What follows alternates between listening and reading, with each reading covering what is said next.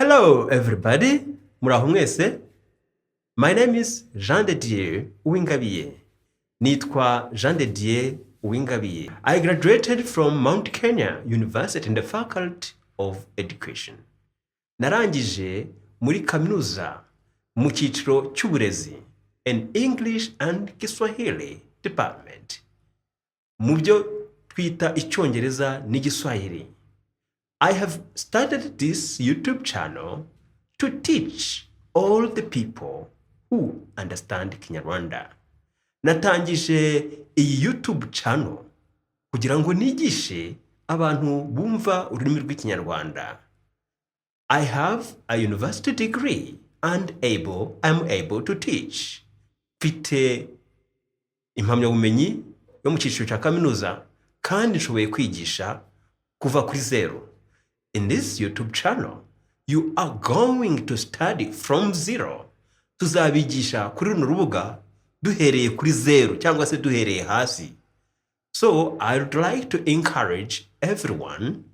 Nicyo gituma ngira ngo ndarikire abantu bose to follow this channel from the beginning. Gukurikirana iyi YouTube channel yacu kuva igitangira.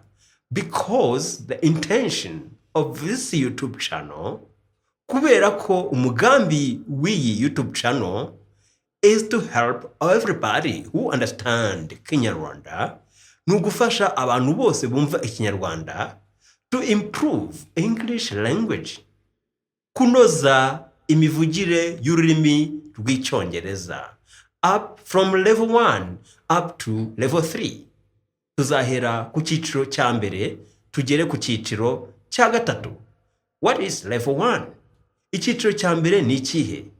Level 1 is from 0. Ni uguhera kuri 0. Cyo nicyo cyiciro cya mbere.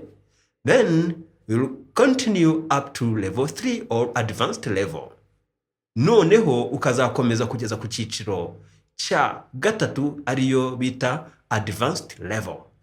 Haraho tuziga tuvuga mu Kinyarwanda ariko hari naho tuzahindura dushyire mu Cyongereza. So there is somewhere we are going to be studying translating from English into Kinyarwanda.